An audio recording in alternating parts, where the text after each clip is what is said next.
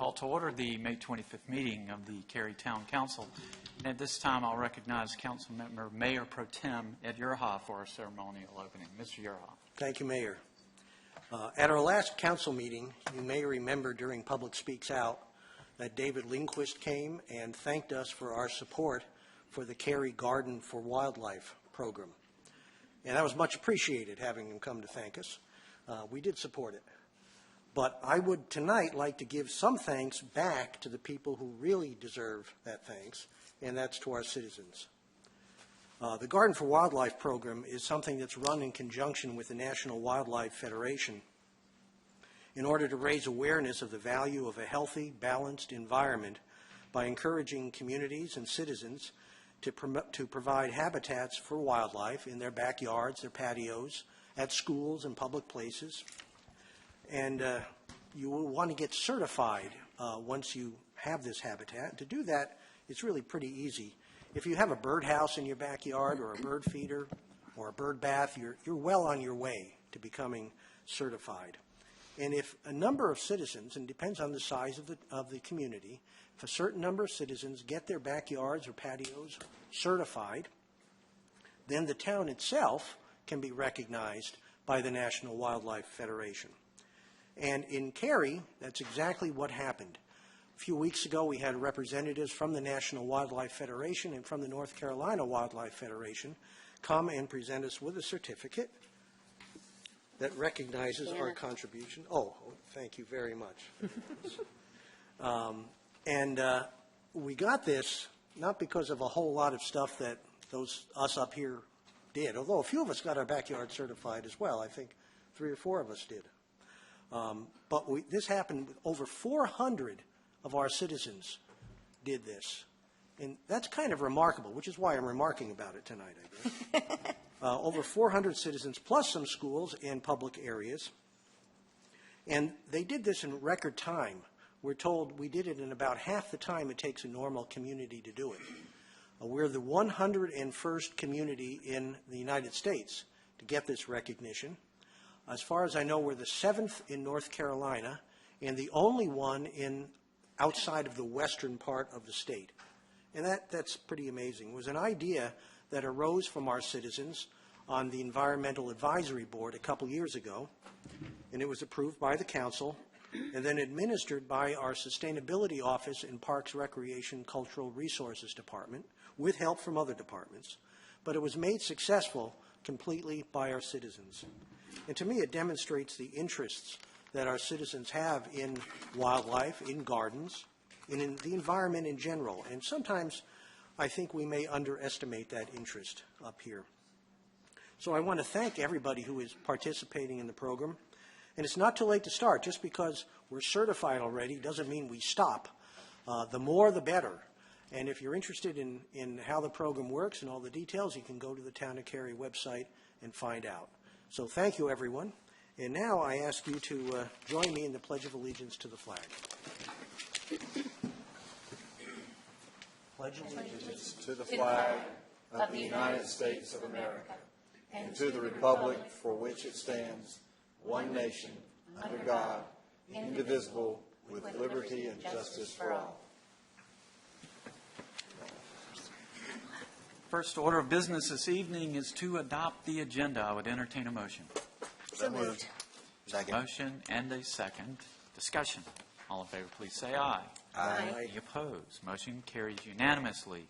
We now move to recognitions, reports, and presentations. And tonight we're honored to have 3 recognitions, which is pretty amazing. It kind of exhibits why Cary is such a wonderful community.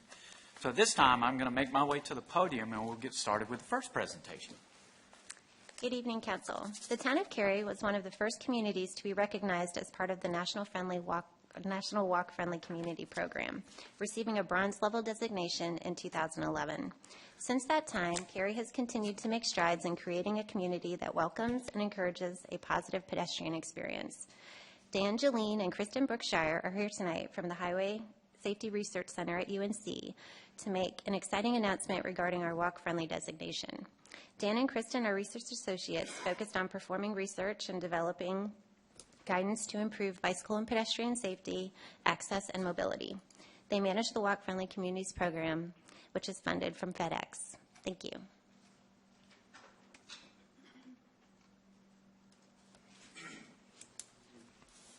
Thank you, Juliet. Thanks, council members. Thank you, Mr. Mayor, for having us here tonight.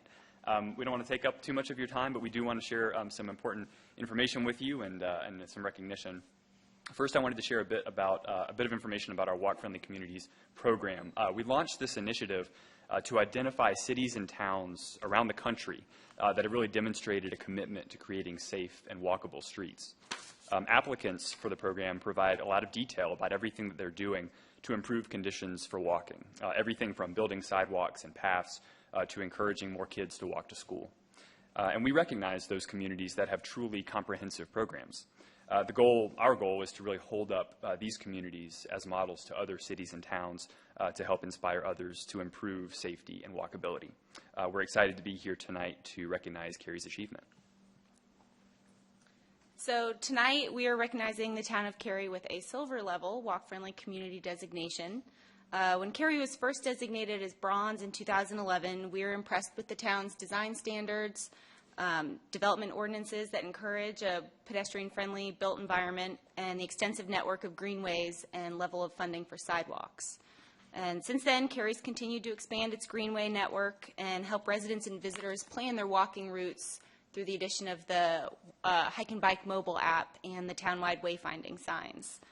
And just a couple additional highlights from the town's application include the MOVE chapter of the recently adopted Cary Community Plan, which really demonstrates the town's commitment to multimodal transportation, the fact that more schools are participating in Safe Routes to School activities, and the interdepartmental partnerships that are forming around the town's involvement in the Watch For Me NC campaign. So in addition to the areas that Cary is excelling, we are also impressed to see the commitment the town has to working in the areas where there's room for improvement. And so congratulations tonight on becoming a silver level walk-friendly community.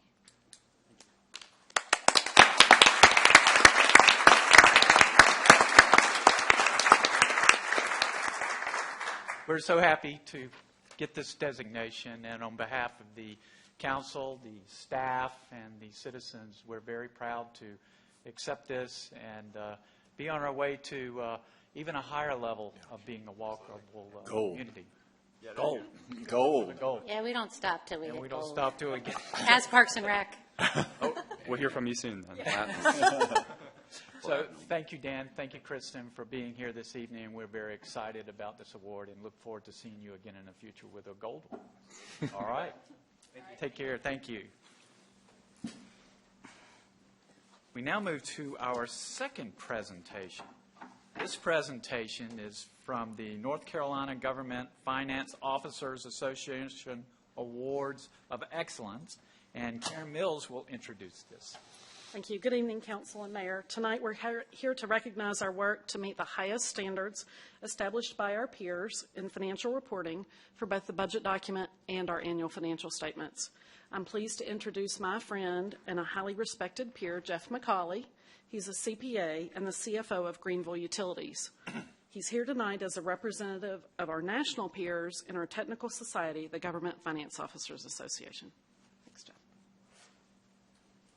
Thank you, Cary.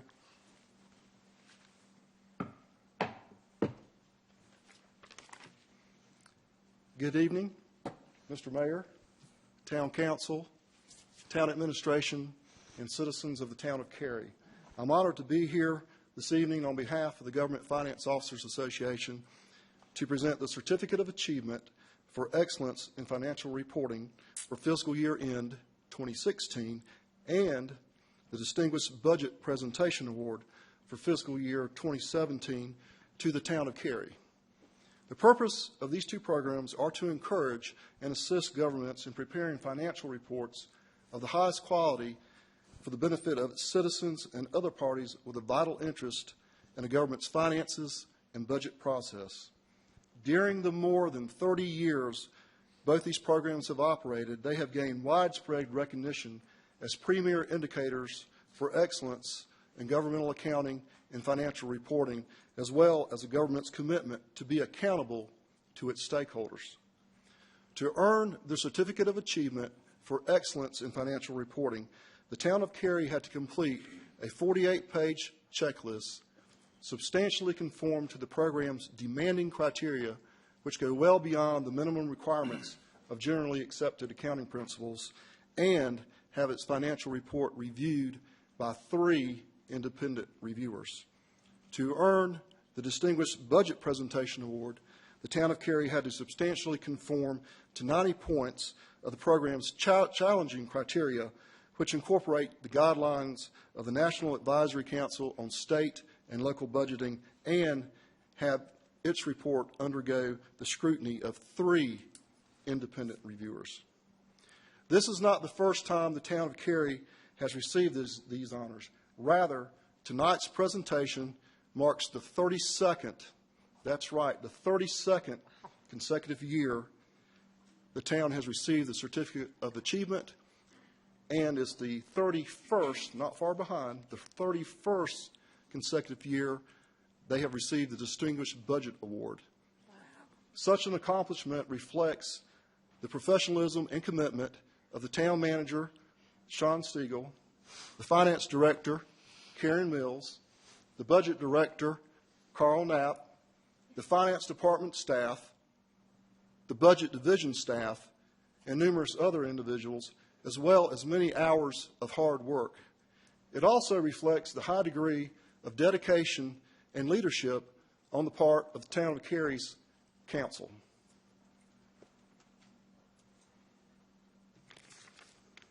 There are approximately 90,000 governmental units in the United States, and less than 5% obtain this pinnacle in reporting. Accordingly, the Government Finance Officers Association hopes that this award presented to the town of Cary will serve as an example and encourage others to strive for these same high standards in preparing their own financial reports and budget documents. Therefore, it is my privilege on behalf of the Government Finance Officers Association to present the town of Cary this Certificate of Achievement for Excellence in Financial Reporting.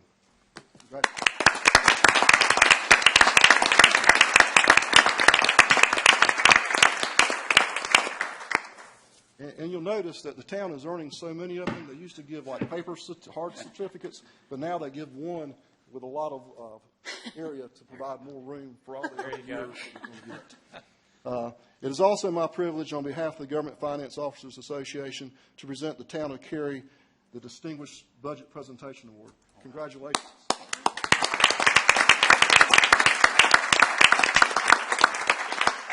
Mr. McCauley, thank you so much. We're honored to have such a great staff that goes out of their way each and every day to support our council and our citizens in creating such an excellent community, and they play a big role in that. We had a work session earlier this week, and we got to see firsthand what an excellent staff we have in presenting the first part of the budget. So we're very pleased, very honored, and we're glad that they're recognized outside of the town of Cary. So thank you so much for being here, and thank you for these awards. Thank you very much, and they're very well deserved. Thank you. Thank you once again.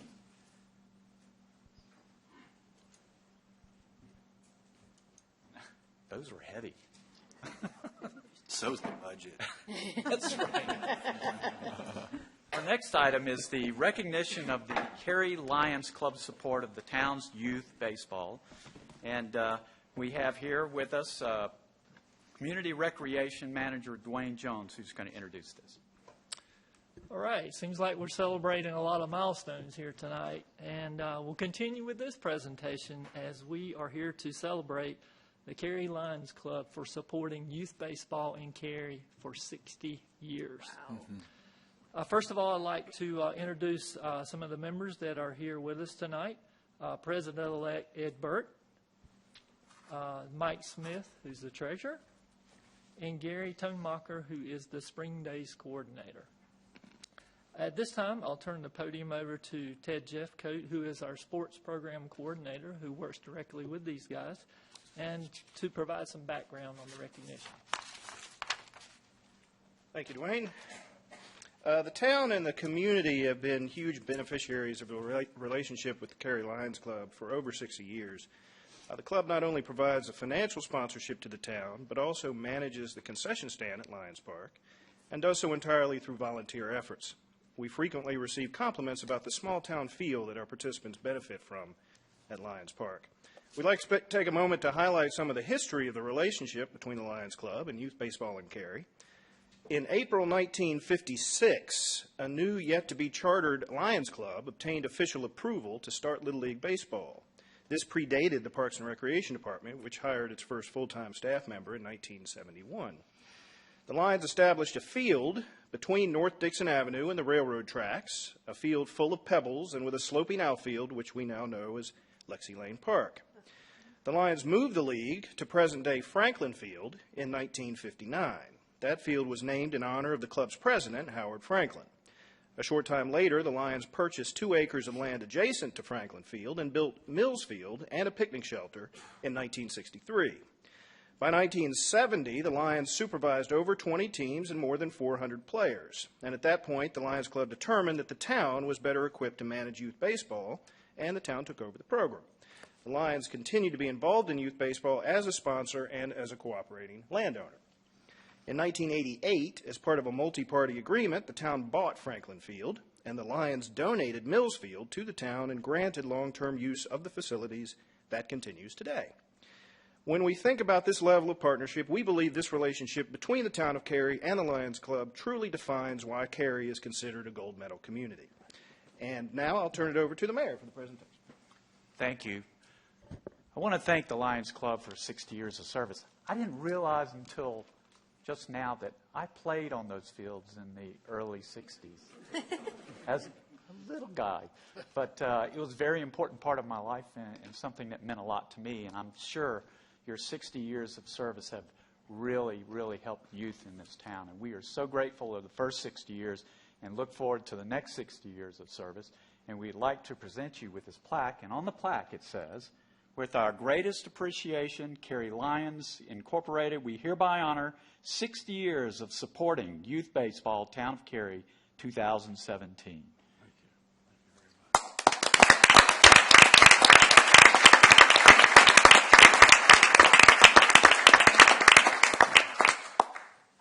On behalf of Cary Lions Club, I'd like to thank the Town Council and the Mayor for this recognition. I have a personal connection with Cary. I actually live in Holly Springs now, but I still go to church here. I'm still a member of the Cary Lions Club. But growing up, all I heard about as a member of Page Memorial Methodist Church in Biscoe was Pages, Pages, Pages. And I grew up in a town that the Pages virtually founded after they left Cary, went to Aberdeen, and then Biscoe, and then now what's left of their family, I think most of them live in Aberdeen now. But what they imbued in the citizens of Biscoe is the same thing they imbued in the citizens of Cary. A love of place, a love of each other, and a sense of civic duty. And that's where the Lions Club comes in. One of the world's oldest civic organizations and the largest civic organization with 1.4 million members in 43,000 Lions Clubs in 210 countries. We're in more places than the United Nations. We've been here for 60 years. You will recognize a couple of names that I will mention that were charter members of the Cary Lions Club. Waldo Rood, Robert Godbolt, and certainly the founding president and founder of the Cary Lions Club, Joe Smith, who hoped that at that time that this club would improve the lives and livelihood of this community, which I think we've accomplished in some small way. And we look forward to continuing that relationship in the future as we move into our 61st or 62nd year, actually, in this endeavor. And I really want to express my appreciation for this recognition, as we assure you that we're here to continue the efforts that so many Cary citizens have come to expect from us. Thank you. Thank you.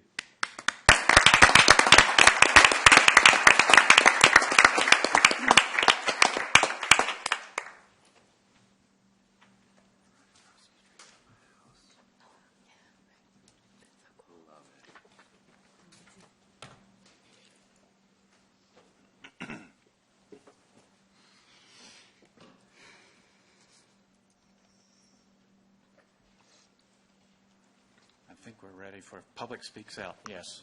I had to find my place on the agenda. Our next agenda item is Public Speaks Out, and we've included instructions for speaking at this forum on the printed agenda. And if you'd like to speak, I would ask that you take a seat in the rows to my right that are shown as reserved and follow the instructions on the agenda. Public Speaks Out speakers have 3 minutes for their comments, and speakers may speak on any topic as long as it's not a public hearing, and that's to your benefit. Those public hearings have more time for speaking. There's a 3-minute time limit, as I said, and the 3-minute time limit will be enforced. And there's a light on the podium, and when the green light turns yellow, that means you have 30 seconds remaining. When the yellow light turns into a flashing red light, that means your time is expired. And at that moment, I will immediately interrupt you, not trying to be rude, but trying to be fair to all of our speakers. And I thank everyone in the audience for respecting that this is a business meeting. Please do not applaud, make remarks from your seats, or anything else that might distract or be disturbing in this meeting. So now's the time for Public Speaks Out, and we have our first speaker. And if you'd like to speak at Public Speaks Out, other speakers, I would ask that 1 or 2 of you at a time be ready in the aisle over here to my right so that you can be next and we can move rather quickly. Public Speaks Out speakers has a 1-hour time limit, so that saves time. Yes, ma'am.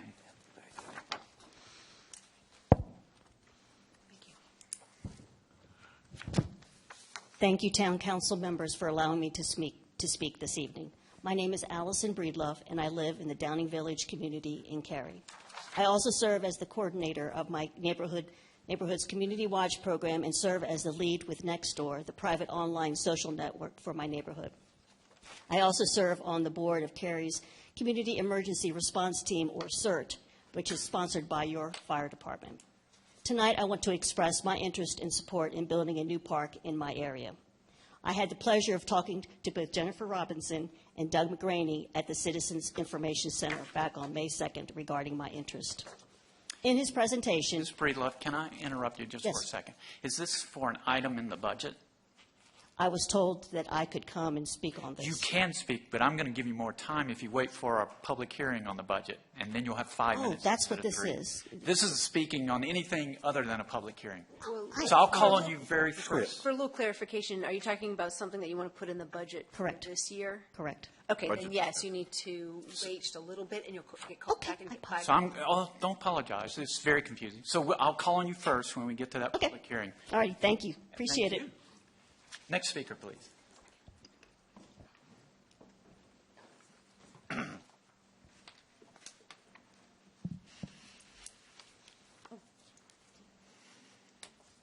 I get you to use the microphone to your left?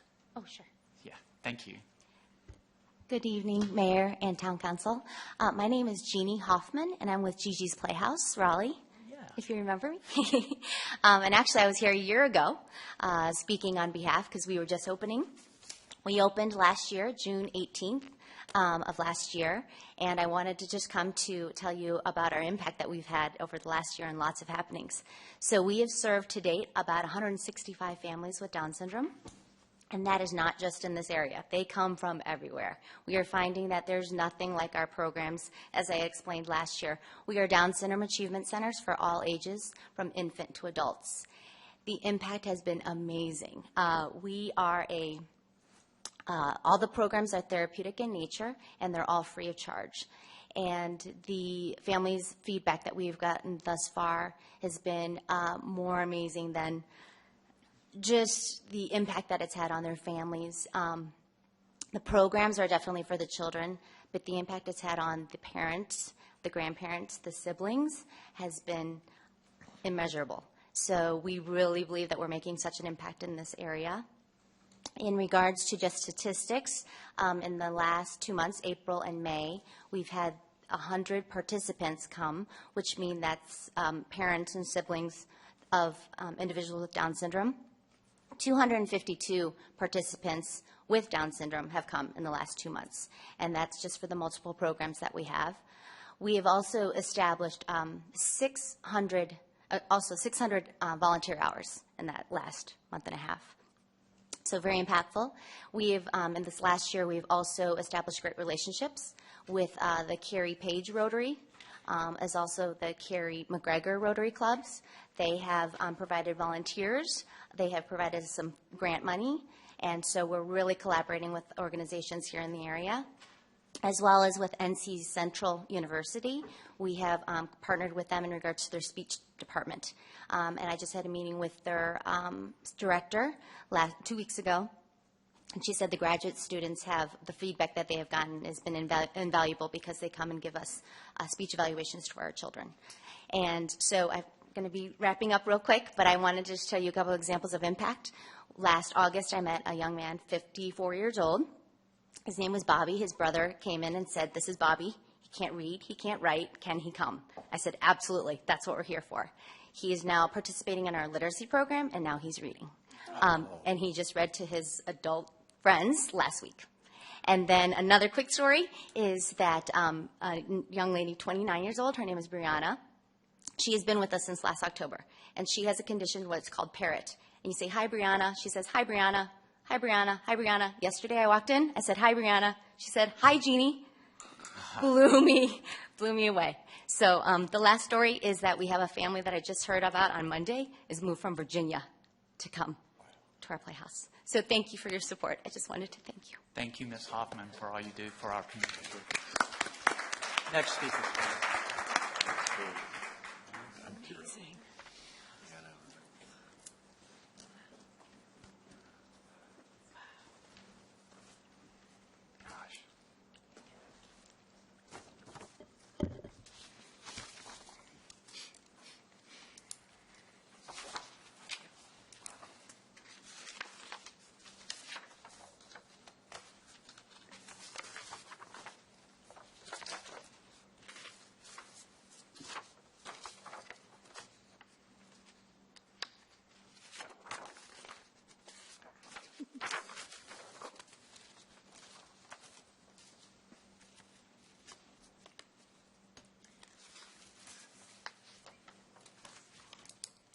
Hello, my name is Patricia Pleasance Lawler, and I appreciate the opportunity to speak to you this evening. My family owns a piece of property at the southeast corner of Cary Parkway and US 1. On this side of the handout, you can see where it is.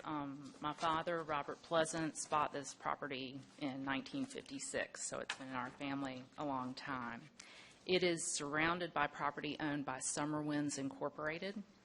This past January, a company called the Site Group filed a series of plans to develop the Summer Winds property all around our property. The proposals include a plan for an Aldi grocery store and also for a Sheetz gas station, and that's based on the plans that I've seen online. Their property is already zoned commercial, so it wouldn't necessarily come before council. It would be approval for the site plans and everything would be handled at the staff level. On the back side of the sheet, you will see the site sketch plan for the Aldi grocery store. And the sketch plan includes a public road that would run from Cary Parkway to the back of the property, which ends in a traffic circle, and with one spur that goes toward the corner of our property.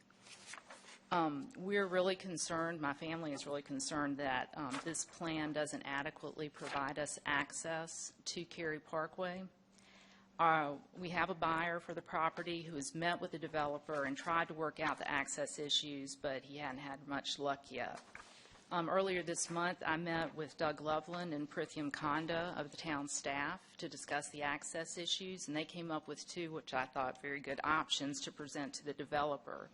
The first one would be to shift this proposed road slightly to the west so that the middle of the I guess, north of the traffic circle that heads toward our property would hit the middle of that road would hit at the corner of our property, half of it on our property, half of it on the property to the right, which is also owned by Summer Winds.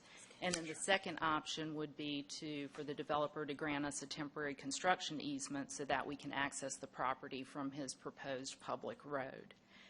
I understand that the staff has shared these two options with the developer of the property, and but I don't think that he has accepted or indicated that he wants to accept either one. So I would just request that the town of Cary ensure that our property isn't landlocked by these development plans and that we will have proper access to Cary Parkway. Thank you very much. Thank you. Next speaker, please.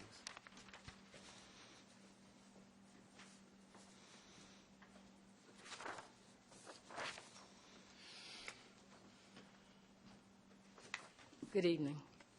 My name is Jean Holmes, and I live at 116 Old Pros Way in Cary. I'm here to speak tonight about affordable housing in Cary. I was a member of the Committee for the Future that put together the plan for Cary's future, and affordable housing was an important part of what we did. And I've been disturbed by what I've been reading in the paper about where we sit right now with affordable housing. My understanding is that we have planned that Habitat wants to put some housing in Cary. They started out at 23 homes, and there was some discussion from the neighbors. They reduced it to 15, and there was still some discussion, and now we're down at 9. And the planning board, as I understand it, has just did not approve the plans, and so you will be voting on that tonight. And I would plead with you to reconsider and not support what the planning department came up, but to support affordable housing. Cary is really lacking in affordable housing. Again, my understanding is that there are 54 Habitat homes in Cary, and only 3 of them have been built since 2010. We have people who work in Cary who cannot live in Cary because there is no affordable housing.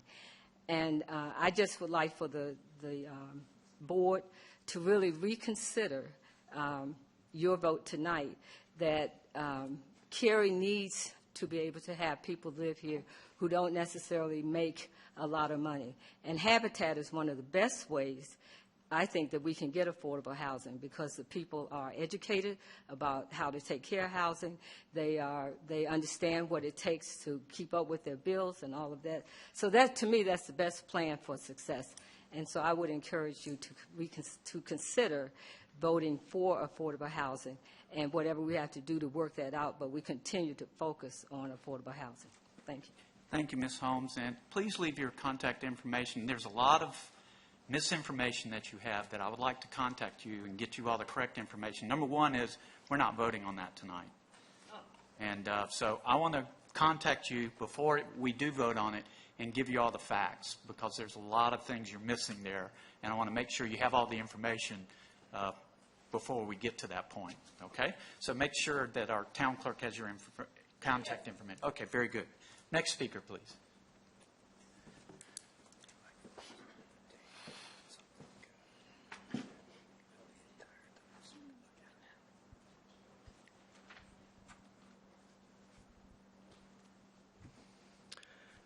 Hello there.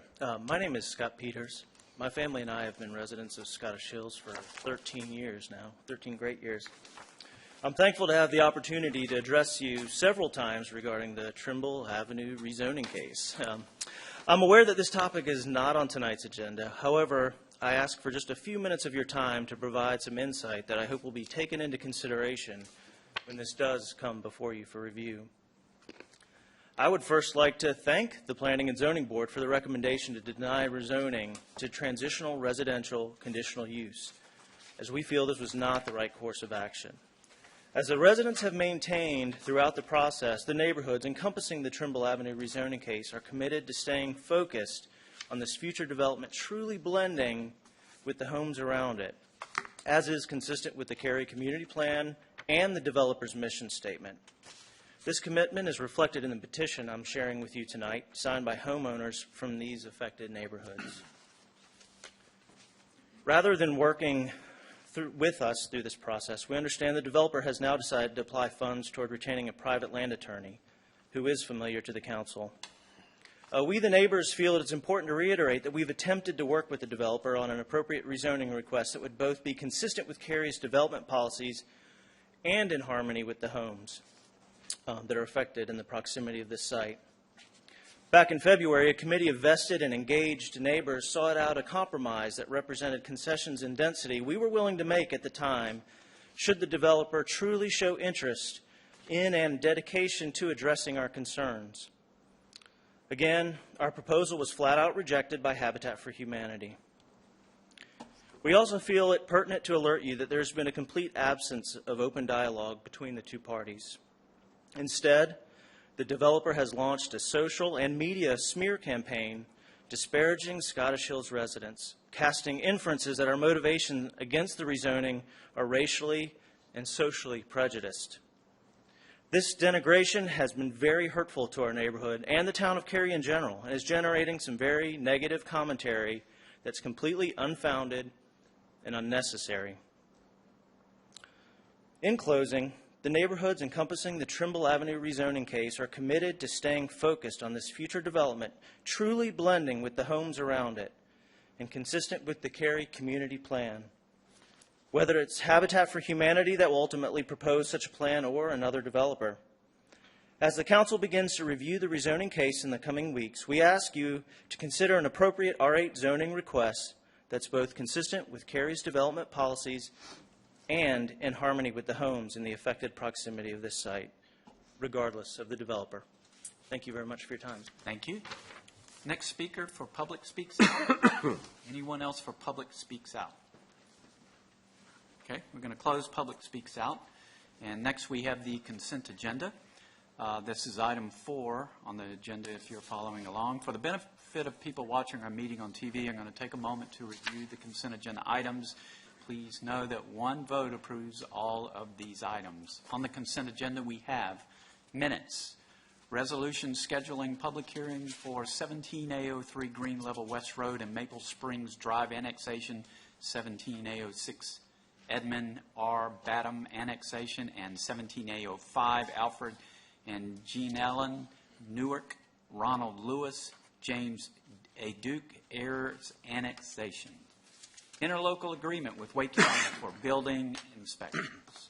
17 REZ02, 1620 Wakena Road rezoning and consistency statement.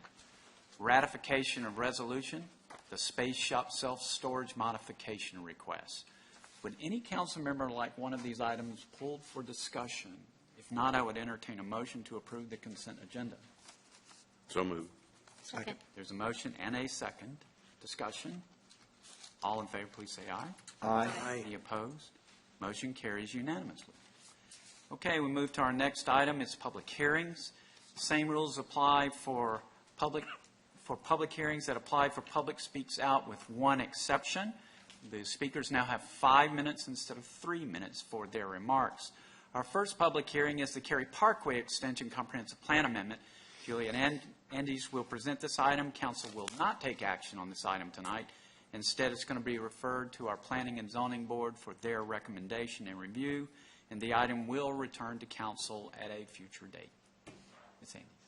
Good evening, Council. Tonight's public hearing is on the proposed removal of the planned Cary Parkway extension from the Cary Community Plan. The proposed extension runs from North Harrison Avenue in Cary to Trinity Road in Raleigh as a planned 2-lane roadway with right-of-way reservation for 6 lanes. This plan amendment also includes removal of 2 proposed collector roads affiliated with the Cary Parkway extension. The Cary Parkway extension is a legacy project carried over from the Capital Area Metropolitan Planning Organization's 1997 Thoroughfare Plan to Cary's first comprehensive transportation plan adopted in 2001. Today, the project remains in Campo's long-range comprehensive transportation plan, but is not a part of its fiscally constrained Metropolitan Transportation Plan, making it ineligible for state funding. Recognizing that Cary's plans are evolving documents, staff advised Council upon the adoption of the Cary Community Plan on January 24, 2017, that we would be continuing to look at several issues, including this decades-old proposed extension, to evaluate if it remained appropriate. In reviewing the Imagine Cary Move policies, several provide direction in this case. Policy 3 pertains to the link between land use and transportation. Policy 4 touches on the issue of priority and discusses the need to maximize transportation investments by focusing on the highest need areas where projects yield the most benefit. Finally, Policy 6 focuses on the need to improve bike pedestrian mobility, particularly in areas that may seem the least bike and pedestrian friendly. The recent Imagine Cary planning process also recognized that transportation trends and technology will impact decision-making and future travel in Cary. The MOVE chapter of the plan in particular highlighted the gradual decline in vehicle miles traveled since its peak in 2005 and the dawn of advancing technology such as Uber, the autonomous vehicle, and even locally with the passing of the Wake Transit Plan. These serve as examples of external influences that may affect how we make transportation network decisions moving forward. The Cary Parkway Extension Study offered a unique opportunity to partner with SAS, the primary property owner along the proposed corridor. Kimley Horn and Associates, a professional engineering firm, was hired to do the analysis, and 2 scenarios were studied, one with and one without the future road connection. Based on results of the analysis indicating no significant change in impact to the adjacent roadways with the road, the extension was ultimately not recommended by the consultant. Staff concurs with the study results and is recommending continued dialogue on more targeted network enhancements as a follow-up action. Should this plan amendment be approved, staff will work with Raleigh and Campo staff to reassess the planned roadways classifications in the Trinity Road area. All property owners within 800 feet of the proposed Cary Parkway extension and adjacent collector road alignments were notified via letter. Signs were also posted along the corridor. Staff has received a handful of calls. Primary issues include concerns about noise and safety with existing traffic on Trinity and Trenton roads, concern about the removal of the Trinity Road realignment between Trenton Road and I-40, and questions about future SAS development plans. Staff has not received expressed opposition to the removal of the Cary Parkway extension between North Harrison Avenue and Trinity Road. Should Council choose to proceed with the CPA, the following dates indicate the next steps in the process. To wrap up our presentation, I'd like to introduce Chad Ruley from our partner on the study, SAS, to say a few words.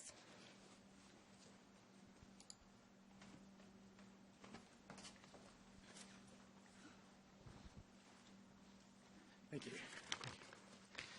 Mr. Mayor, members of council, we have a holiday weekend coming up, so I promise to keep it real brief. My name is Chad Ruley. I'm the manager of construction operations here at SAS Institute. And first, I'd just like to say, we greatly appreciate the town partnering with us on the study for the Cary Parkway extension. I guess it's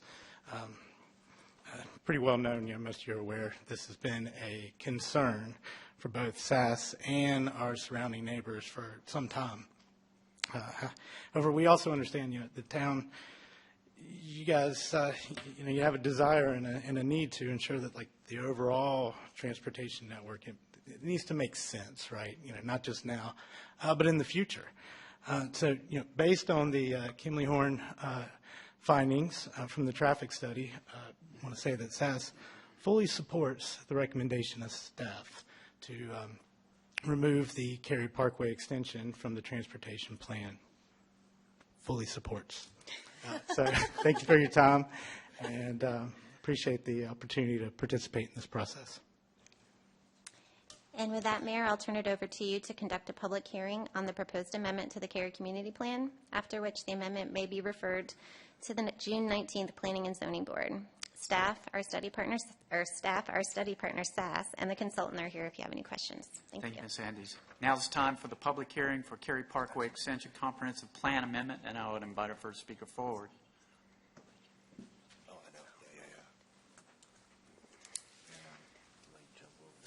Thank you, and good evening. My name is Charles Rowe, and I speak in appreciation and support for this pending decision to remove the unnecessary extension of the Cary Parkway, the northeastern segment, from the Cary Master Transportation Plan. My wife and I chose our residence on Arrington Road in the Medfield neighborhood off Trinity, but of course in the Cary ETJ over 30 years ago, after conferring directly with Jim Goodnight at SAS, and upon his reassurance that he actively opposed the construction of the proposed Cary Parkway section, which would have been located immediately on the hillside behind our home and would have bisected the residence of the two co-founders of the SAS Corporation.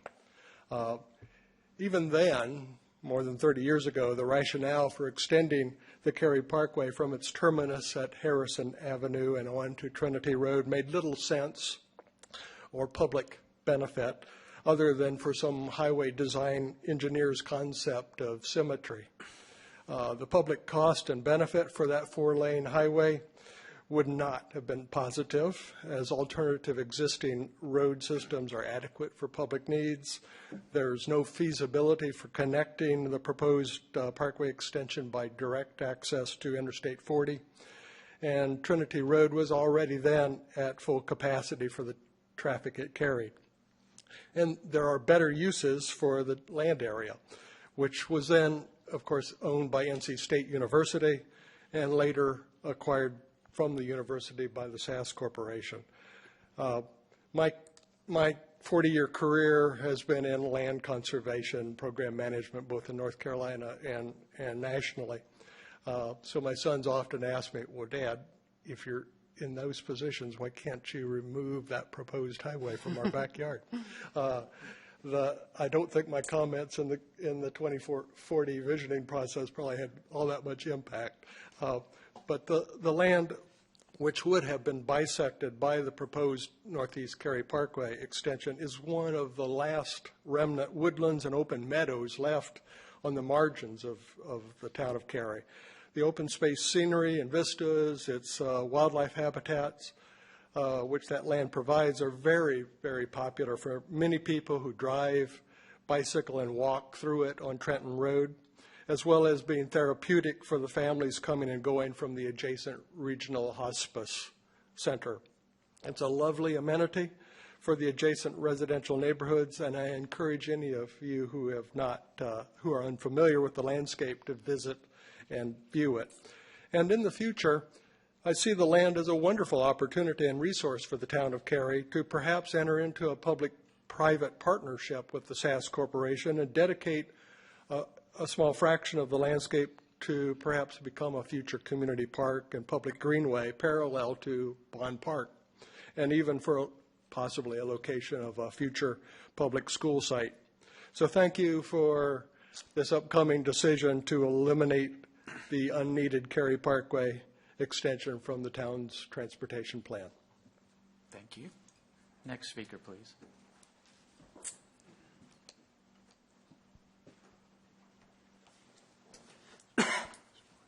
Thank you, Mayor. Thank you, members of council. My name is Mike Earhart. I'm the head of school at Cary Academy. As you saw by the picture that was used to illustrate the extension of the parkway, that is the entrance to Cary Academy. And so we've had concerns about the parkway extension for a long time, and we are delighted to see that the town and SAS partnered on that study, and we would be fully in support of the town's recommendation or staff's recommendation to take the Cary Parkway extension off of the master plan. Thanks for your time. Thank you. Next speaker, please.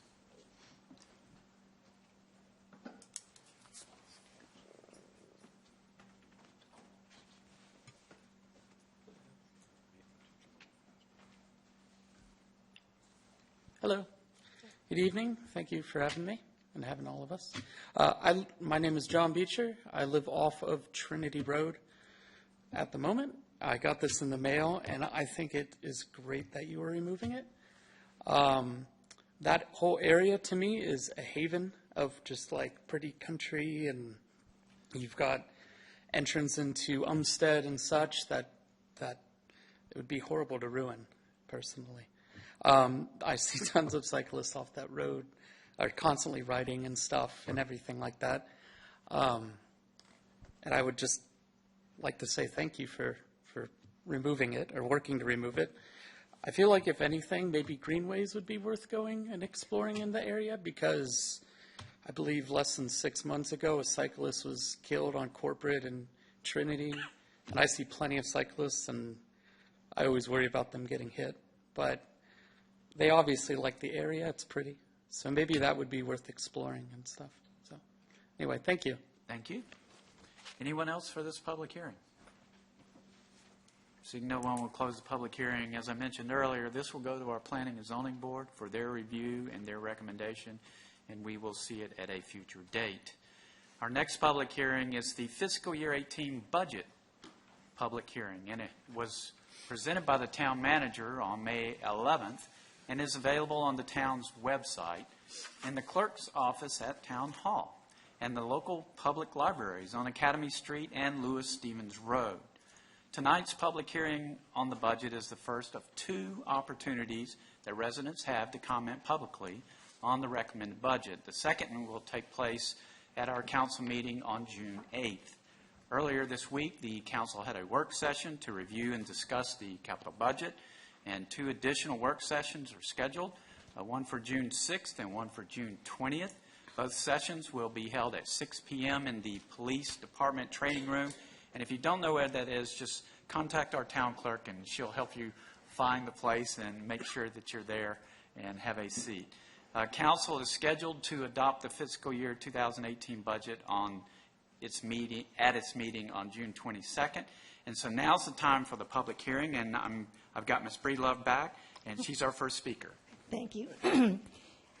Thank you, Town Council members, for allowing me to speak this evening. My name is Allison Breedlove, and I live in the Downing Village community in Cary. I also serve as the coordinator of my neighborhood's Community Watch program and serve as their lead with Nextdoor, the private online social network for my neighborhood. I also serve on the board of Cary's Community Emergency Response Team, or CERT, which is sponsored by your fire department. Tonight, I want to express my interest and support in building a new park in my area. I had the pleasure of talking to both Jennifer Robinson and Doug McGraney at the Citizens Information Session back on May 2nd regarding my interest. In his presentation, Doug referenced future parks in Western Cary, but didn't mention a Twin Lakes Park. On page 2 of your handout, or on the back side, you'll see pictures of the Twin Lakes, a big lake also named as Hatches Pond. As background, when my husband Steve and I first moved into our house in 2006, we were told by the developer, D.R. Horton, that a Twin Lakes Park would be built, which would be nearly adjacent to our neighborhood. Now, granted, this proposal had not been told to us officially by any Parks and Recreation or Planning employee or any town council member, but in speaking to Doug, he acknowledged that he knew of the possibility of having a park built there, given the developer of Twin Lakes dedicated that land to the town of Cary back 10 years ago. My support for a proposed park would already adjoin a vast greenway system that already winds directly next to it through Cary and Morrisville. Also, I see many individuals who love to walk in our area with expansive sidewalk system in addition to the greenways. Adding a park would make our area even more attractive with two existing lakes that would be then accessible. These lakes are currently surrounded by dense forests along Lake Grove Boulevard, the only possible point of access. Also, my town home community is not very conducive for children playing outside, as a nearby park would be welcomed by all young families. I reference in my online petition on page 2 of my handout, showing the many positive comments that support this park. The only cautionary comment is to ensure there is sufficient visitor parking within the park to avoid traffic congestion in and around our secondary streets. As of note, I communicated this proposal on Nextdoor to 76 nearby communities, or 5,814 residents, with not one negative comment. Last, I understand there will be a Twin Lakes Center at Davis Drive and Airport Boulevard, anchored by Wegmans grocery store, which will be adjacent to the lakes. I ask your Parks and Recreation and Planning departments to explore a collaborative partnership with them in developing the park. In speaking with the developer on Tuesday, Jason has said he would cooperate with Cary in creating a park, but obviously made no financial commitments. While I'm not naive to what he meant, I still think this warrants a more serious dialogue. And from what I've been told by the Planning Department of this week, the developer has not submitted their final plans. The developer estimates to break ground the spring of 2018 and stated they will create walkways and park benches as part of their site. Unfortunately, those features will have little benefit to the existing neighborhoods, as they will be on the other side of the lake. Again, I thank you for your time and for letting me provide the petition information for your consideration.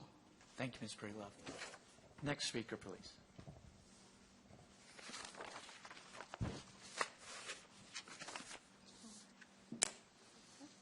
Hi, my name is Rachel Lamb. Jack. And we are youth leaders for Special Olympics North Carolina, active internationally, state level, and locally. And we are here today to speak with you about the funding for Special Olympics, the recommended funding. And we'd like to thank you for allowing us to speak today. And I'd first like to start by giving part of our mission statement, which is to provide year-round sports training and competition for individuals with intellectual disabilities. And the key term there is year-round. Often I'll get, oh, we're the Special Olympics in town when I'm wearing a Special Olympics shirt. No, we are always in town. We are having competitions year-round. So that's just kind of a common misconception. Also, the word adults. So we have no age cap on when you can stop performing in a sport for Special Olympics. We technically start at 8 years old, but now we have a young athletes program that goes from 2 to 7-year-olds that Jack and I coach at Gigi's Playhouse that I spoke earlier. So that's just a little bit about Special Olympics North Carolina at the state level, and Jack has some facts at the Cary level. Yep, I think Cary has more than 300 Special Olympics athletes. We are also thankful to have Cary police involved in the Special Olympics torch run. Yeah, so like Jack said, the Cary Police are involved in the Special Olympics Torch Run, which is a fundraiser for Special Olympics, and they carry the torch and run. I don't know if you've ever seen it, but it's very cool to watch. And they'll be carrying the torch into our summer games next weekend.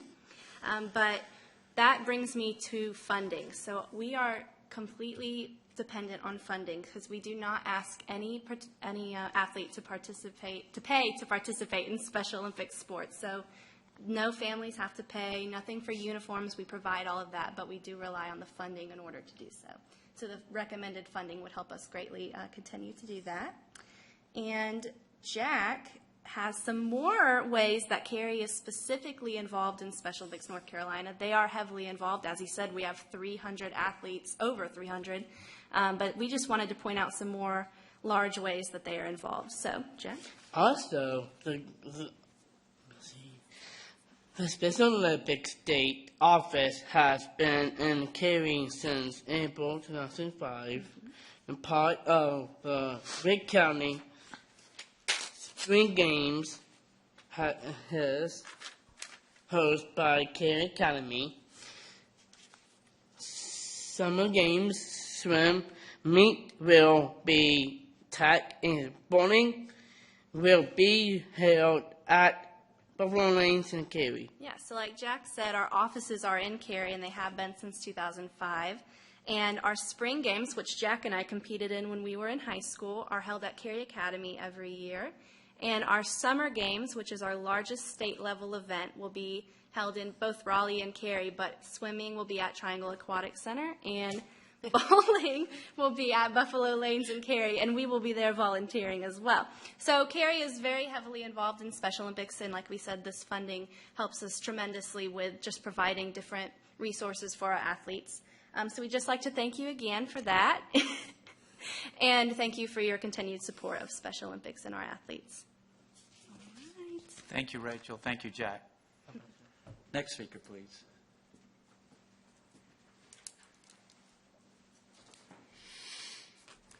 My name is Richard Wilson. I live at 306 Oak Ridge in Cary.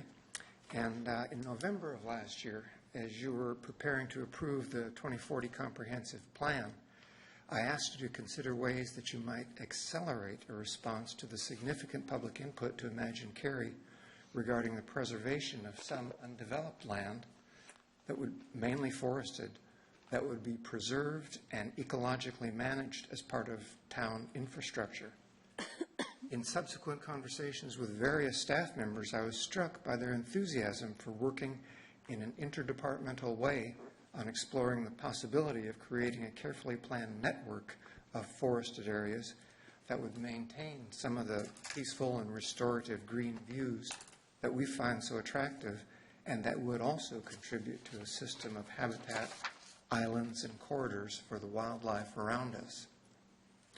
The reason I spoke to you in November was that I was afraid that a delay of 1, 2, or 3 years, although not long in municipal planning terms, would, because of the rapid development proceeding in many places in Cary now, be a fatal delay to the kind of thoughtful, meaningful, and effective preservation that could be done. Those of us interested in these issues had hopes that you would respond to these citizens' desires and ideas by taking some concrete actions, such as immediately authorizing staff time and resources to begin their exploration. No action was taken. We then hoped that the budget for the coming year would reflect some interest and commitment to preservation, but the proposed budget and priority-based budgeting system are silent on the issue. At this point, then, I ask you to find some way to begin to formally evaluate the merits and costs of this kind of land use. That would not require a full consultant-produced update of open spaces plans. The town's naturalist, arborist, sustainability manager, planners, and budget staff, perhaps in partnership with Wake County Open Spaces Program, the North Carolina Urban Forestry Council, the Triangle Land Conservancy, or numerous departments in local universities, could work on a project that would utilize their talents and be deeply gratifying to them and Cary's citizens. I recognize that this is not familiar territory for you, but the benefit of natural views, of the ecological services of green infrastructure, and of a community's awareness that even in a city we're part of our local natural world are well known, with a wealth of documentation available. I also believe that there's potential for these priorities to be the cornerstone of the town brand that you're seeking. These benefits can be achieved if we focus on them and act soon. On the 2 occasions in the past 15 years when you've asked a broad spectrum of citizens about their wishes for Cary, we have spoken clearly. Natural areas, for a diversity of reasons, have high priority. I'm sure that if you had a method of surveying the 161,000 residents of Cary now, a very large majority would agree and would urge you to take some action soon on this increasingly time-sensitive issue. Thanks. Thank you, Dr. Wilson. Next speaker, please.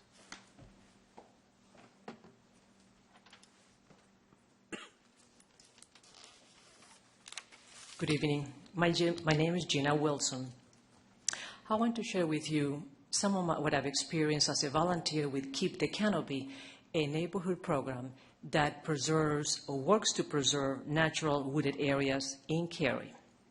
With every resident that I've talked to in a casual conversation and at public events, the response has been, I hate to see what's happening with trees in Cary. I moved to Cary because of the trees and forests. I'm so mad to see the woods gone. I've given up about preserving trees. I see too many trees cut down. The land behind us is gone, and so on. I echo their concerns. I know Cary has stronger tree ordinances and stream buffers than other cities and towns around us, but that is not enough to preserve the pleasure and benefits of forested areas. Please do what you can to preserve some of Cary's remaining natural areas. Thank you. Thank you. Next speaker, please.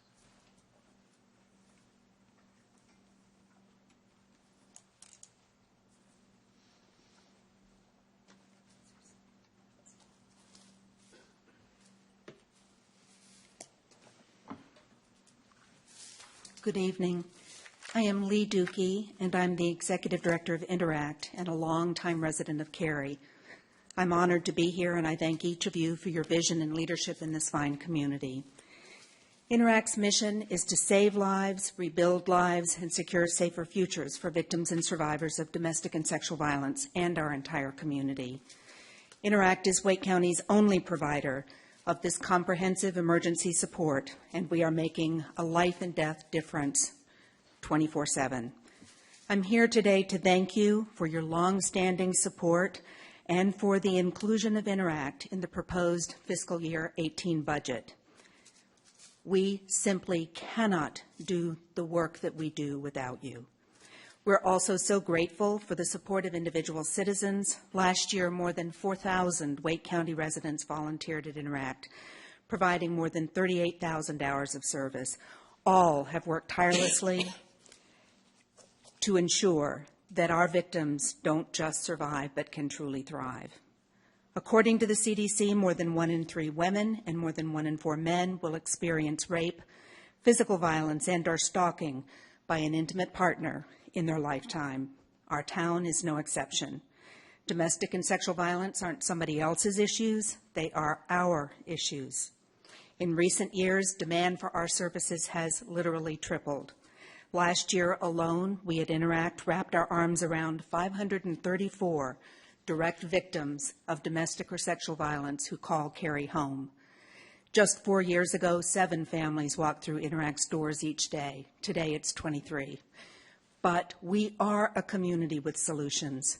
Interact brings together 8 community partners, 3 crisis lines, law enforcement, legal services, group and individual counseling, case management, court advocacy, and North Carolina's first and only community-based sexual assault forensic examination center, the SALA Center, all under one roof. And we provide our county's only emergency shelter program for women and children fleeing abuse, a 45-bed home away from home. Town of Cary funding has helped Interact to accomplish a great deal over the past few years. We've deepened our partnership with the Cary Police Department through the Lethality Assessment Program, or LAP for short, which identifies victims of domestic violence who are at the very highest risk of being seriously injured or killed and connects them right at the scene to Interact for comprehensive services. And each week, a dedicated member of Interact staff is at Cary's Police Department, available to support Cary victims and law enforcement. This time last year, we launched the e-filing initiative, making the process for filing of domestic violence protective orders safer and far less daunting. Since May of 2016, 330 victims have filed for protective orders electronically and video conferenced with a judge, all from Interact rather than from the courthouse. And since 2014, we have been the lead agency for Wake County's domestic violence fatality review team.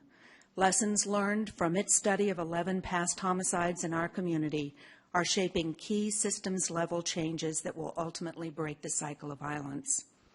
More victims than ever are reaching out to Interact, and that's good news. It's a testament to greater accessibility, visibility, coordination, and connectivity of services, and the town of Cary is helping lead the way. We will always respond to crisis, but the end game must be to break the cycle of violence. We are so proud and so grateful to partner with the town of Cary.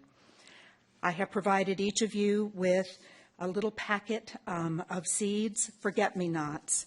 And when you plant them, please remember with pride your crucial role in helping families build lives that are free from violence, abuse, and fear. Thank you. Thank you. Anyone else for this public hearing? Seeing no one, we'll close the public hearing. As I mentioned earlier, we will have, this is just the first of the public hearings, and we will have others in the future. And I think the next one is June 22nd, 2017. No? The next public hearing is June 8th. June 8th, sorry. Adoption. Yeah. That's the last public hearing. The 22nd is when you adopt. That's the adoption, okay. Good grief. Sorry about that. Okay, we move to our last public hearing. It's 5.3 on our agenda, and it's 1704 SAS Institute at Reedy Creek Investments, LLC annexation. Mr. Hales will introduce the item. Council may take action. Mr. Hales. Thank you, Council. As you indicated, tonight's last public hearing is a request by the property owners of 2,301 and 2,445 Trenton Road for annexation of portions of those two properties totaling approximately 9.5 acres. Those properties, with the portion being annexed, is approximately 2,100 feet southwest of the intersection of SAS Campus Drive. Both properties are located within Cary's extraterritorial jurisdiction, and they are contiguous to the town's existing corporate limits. They both are zoned residential 40. And you'll notice there's a strange shape there, and to put that into a little bit of context, it is associated with a development plan that is currently in review with staff. And that plan is for Phase 2 extension of Research Drive through SAS campus from where it currently terminates. Unfortunately, neither Google nor the town has updated aerial photography yet, but from the existing terminus out to Trenton Road. So that concludes staff's presentation, and following the public hearing, you may take action on this request. Thank you. Thank you, Mr. Ellis. Now it's time for public hearing for item 17A04, SAS Institute and Reedy Creek Investments LLC annexation, and I would invite our first speaker forward. Anyone for this public hearing? Seeing no one, we'll close the public hearing. Open it up to council members for questions, comments, or motion. Make a motion to approve the annexation. I'll second. There's a motion and a second. Discussion. All in favor, please say aye. Aye. Any opposed? Motion carries unanimously. Thank you. Mr. Ellis. We now move to discussion items. Our first discussion item is White Oak Creek Greenway American Tobacco Trail Segment Construction Bid Award. Sarah Alexander will introduce this item, and council may take action. Good evening, council. I'm here to present the bid award for the White Oak Creek Greenway, the segment from Green Level Church Road to the American Tobacco Trail. Staff is very excited to present this bid award as it is a major significance, not only just at a local level, but also at a national level. This segment took 12 years of planning in partnership with the town of Apex and multiple funding resources, all of which I will elaborate further in this presentation. This is the whole of White Oak Creek Greenway. The White Oak Creek Greenway has been adopted in the master plans of Cary, Apex, and Wake County. It is 7.3 miles that stretches from Bond Park in Cary to the American Tobacco Trail in Apex. The bid award for the construction of this segment covers 1.9 miles of the 7.3 that spans from where the Greenway ends at Green Level Church Road to the ATT. This project officially started in 2005 when Cary was awarded the grant from the USDA's Natural Resources Conservation Service. It covers the Conservation Service grant covers the Jordan Lake watershed in West Cary between Green Level and Wimberley Roads. The grant's purpose was to reduce non-point source pollution entering the Jordan Lake, to develop a plan for open space preservation, and, most importantly, to provide and to plan for a major greenway connection to the American Tobacco Trail. This 1.9 mile segment will complete a major portion of that connection to Bond Park. The second smaller gap, but equally as challenging, is at Davis Drive to MacArthur Drive, which will be projected to start construction next spring. This 0.4 mile segment consists of a grade separated crossing under the CSX rail line. Staff is extremely excited about this project because it will help complete a major greenway corridor. And you're probably wondering, how major is it? Together, the White Oak Creek and Black Creek Greenways constitute the prominent spine of the town of Cary's greenway system, totaling 14.5 miles of continuous trails that link local, county, and state recreational lands, 4 or 5 school sites, and numerous residential, shopping, and employment areas. These two greenways connect from the Wake County section of the American Tobacco Trail to Bond Park in Cary. At Bond Park, the Greenway hub in Cary, White Oak joins the Black Creek Greenway, which further connects into Wake County's Lake, Crabtree Park, Umstead State Park, and Raleigh's Capital Area Greenway system at Umstead. The significance of this gap doesn't stop here. The North Carolina Committee of the East Coast Greenway, or ECG, has designated the White Oak Creek Greenway and Black Creek Trail as part of this primary segment of the East Coast Greenway. As you can see, this project will close a major gap, and it's on its way to completing the Triangles portion of the ECG. If you're wondering what is the East Coast Greenway, it's the nation's most ambitious long-distance urban bicycle and walking route. is 3,000 miles of connected, existing, and planned shared-use trails to create a continuous traffic-free route. The East Coast Greenway is considered the urban equivalent of the American Tobacco Trail, which will pass through sites showcasing the nation's industrial, historic, and cultural diversity. It starts from Calais, Maine, at the border of Canada, to Cary, to all the way down to Key West in Florida. And in 2009, Cary's council passed a resolution to endorse the East Coast Greenway route through the town of Cary. This is a current segment leading up to the connection of the Green Level Church Road that we have that's been built. The segment leading up to the ATT will consist of close to a mile of 10-foot wide boardwalk, similar to this, and the remainder with 10-foot wide boardwalk and asphalt sidewalk and concrete. The boardwalks will bring us close to nature and minimizes the disturbance to our amenities that we seek to conserve, which is wildlife and wetlands. In preparation of this remaining segment, in 2009 to 2013, Cary worked with NCDOT when they replaced the bridge at the crossing site at Green Level Church Road.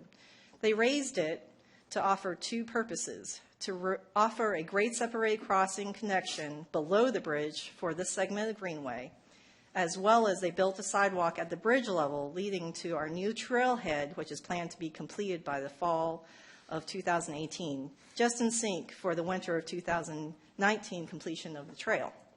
Thank you, Council, for your great vision and leadership that allowed us to do this major project.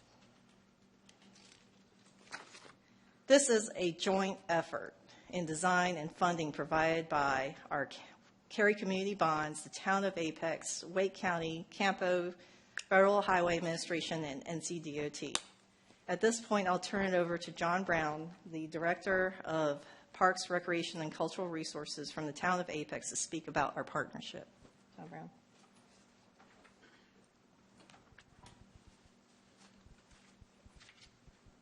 Thank you, Sarah. I've been the Parks and Recreation Director in Apex for almost 31 years. And I was sitting out there and I was thinking, this is the first time I've ever been to a Cary Town Council meeting. And I was I'm not sure how that happened, but anyway, this be my first one. Sarah talked about the 12-year, this started 12 years ago. It may have started even a little bit longer than that. But it really started out when the town of Cary and Wake County came to the town of Apex and was interested in extending the White Oak Creek Greenway and also connecting eventually to the East Coast Greenway. And so we talked about it, but at that time Apex didn't have a lot of development up in that area. So it really wasn't on our radar and wasn't a priority for us as far as Greenway construction. And then when the economy went bad, we sort of shelved the discussions altogether, and then we had a development in that area that started to pick back up and started talking again, and we've actually had two interlocal agreements. The most recent one was signed September of last year. And so the partnership we worked out was, we would work with all the property owners along the corridor through Apex, would maintain the greenway, take care of it after it's built, and then would pay back to the town of Cary the recreation subdivision fees that we collected along the corridor as the different neighborhoods were built. And so it was really a true opportunity to have a regional partnership. And then Wake County, of course, came on board with their open space bond program and made some funds available there. So just want to thank you. I want to thank the town of Cary. I want to thank your staff. Sarah and Paul Kuhn have been exceptional to work with. I think I can speak for all our staff and all our departments that they have done a great job, have done the majority of the heavy lifting.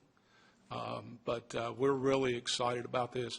This will actually be our first connection to the ATT. So we're very excited about it, and I just wanted to come tonight and say thank you very much, and we're excited about the partnership and hope to do more things in the future. Thank you, John.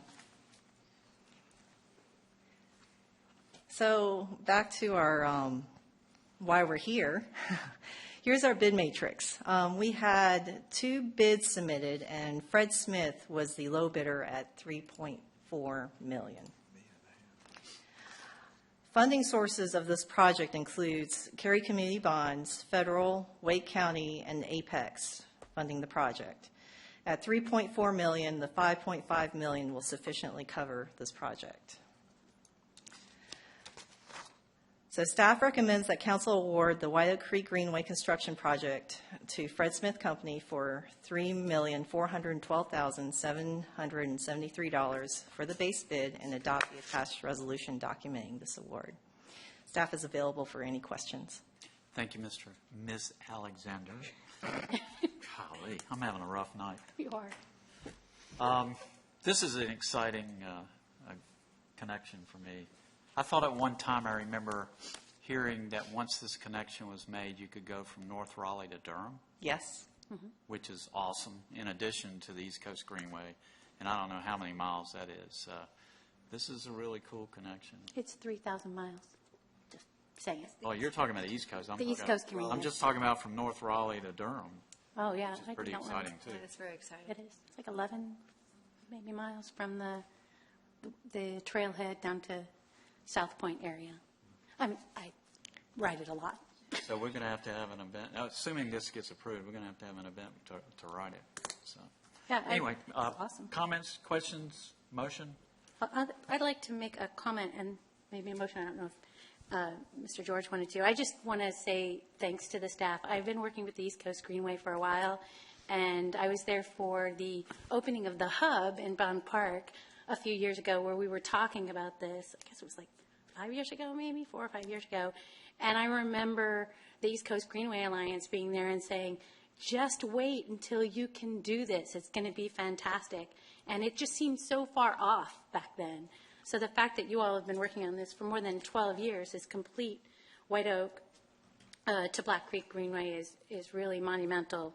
And I think one of the things that, for anybody who's watching, greenways and parks are the jewel of Cary, and the commitment to this has always been on this council. So I just think it's quite phenomenal that you all have done what you've done, and obviously with the silver award that the town received tonight, you've done an amazing job, and I'd like to thank you for all the work that you've done.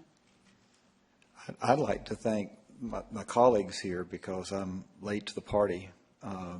Enjoyed the Greenways for the nearly 29 years I've been in Cary, and took them for granted until I got on council and saw what went into them and the planning, and what you guys have done a tremendous job. But I really, I think if the police here, my kids wandered off on the Greenway once and got lost, and somebody returned them to us, and we didn't get arrested for child neglect. So we were really happy that didn't happen. But the Greenways were very safe. They found the playground, and somebody brought them home. But we've loved the. Keep getting rid of them, but they keep coming, and then they bring the grandkids.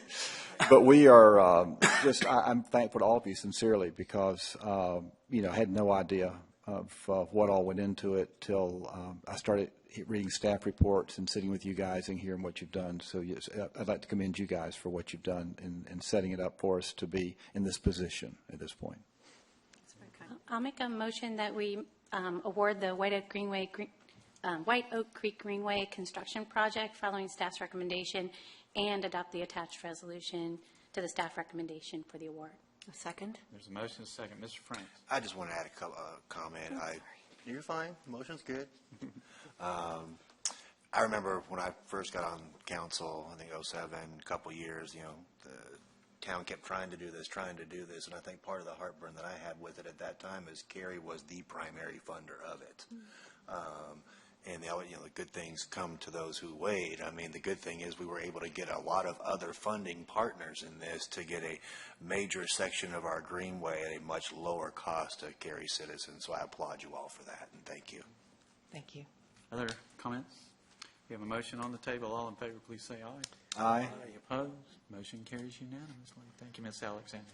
Mayor, do you think that maybe after all this is constructed, we could have like a council trip from Maine all the way to Key West in Florida? I'm in. I'm in. I'll go from North Raleigh to Durham. I'll do that Okay. part. Well, we can start small for you, Ken. All right, we'll move to our second discussion item, Triangle Area Water Supply Monitoring Project Interlocal Agreement, Phase 8 for fiscal year 18 through fiscal year 22. Mr. Atkins will present the item, and council may take action. Good evening, council. This agenda item recommends council approve a resolution for an interlocal agreement for Phase 8 of the Triangle Area Water Supply Monitoring Project. This new interlocal agreement will continue Cary's leadership in a nearly 30-year regional water quality monitoring partnership for another 5 years. It'll define how data is going to be collected and reported during the next phase and update the partners' annual cost shares. Jordan Lake is the town's drinking water supply, and its water quality is vitally important to us.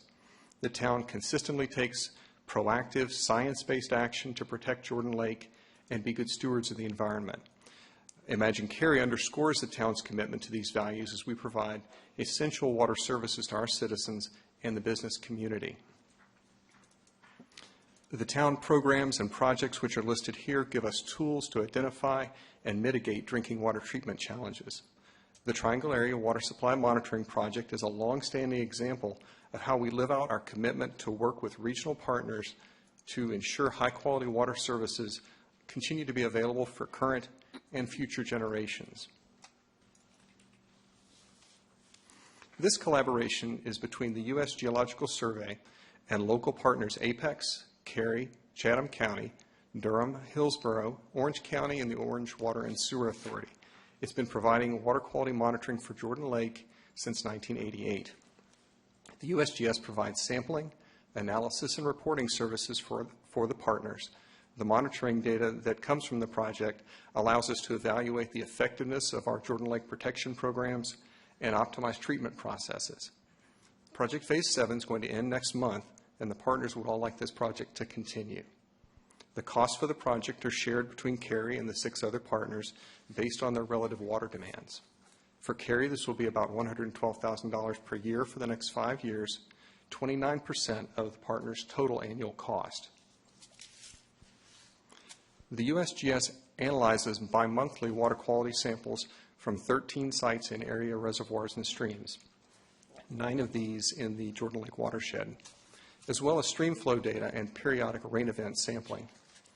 Over the last 3 decades, the project has formed a comprehensive knowledge base of the quality trends in many area water supplies. For example, the data shows us that in spite of development growth, phosphorus and nitrogen levels in Jordan Lake have declined modestly since 2000. This gives us assurance that the town's efforts to protect water quality have had a positive impact.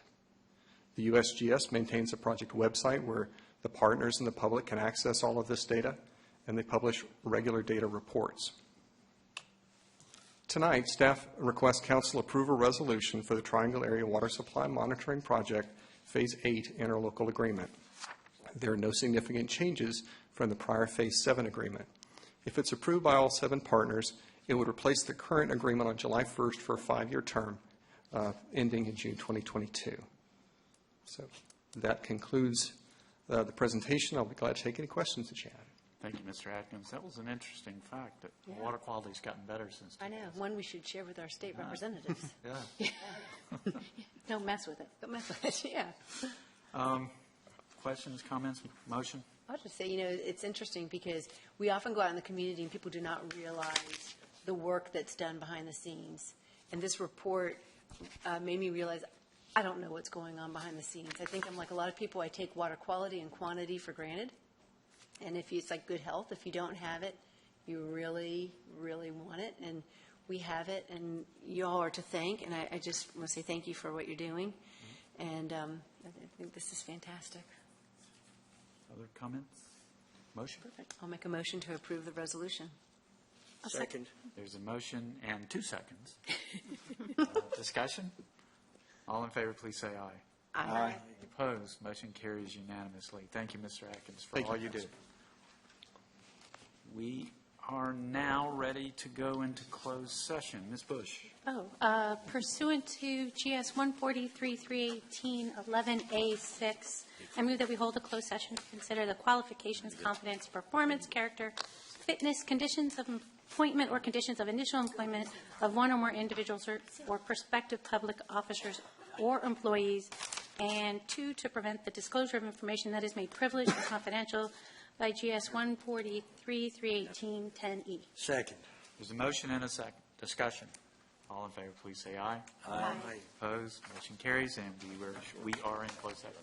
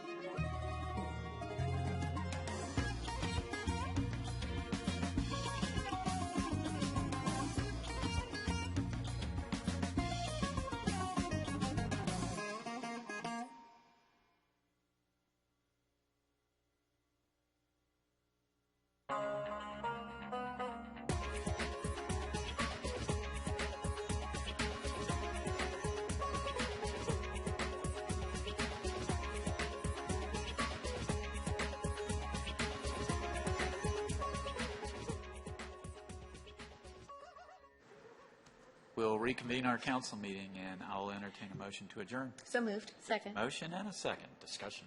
All in favor, please say aye. Aye. Any opposed? We are adjourned. Thank you.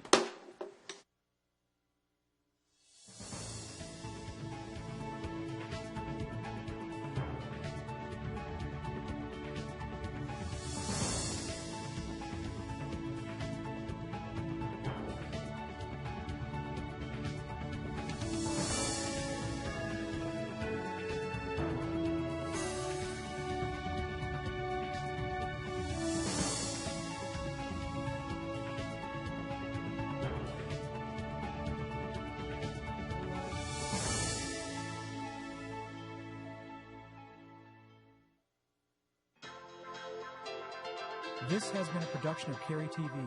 Visit the Town of Cary's website at townofcary.org.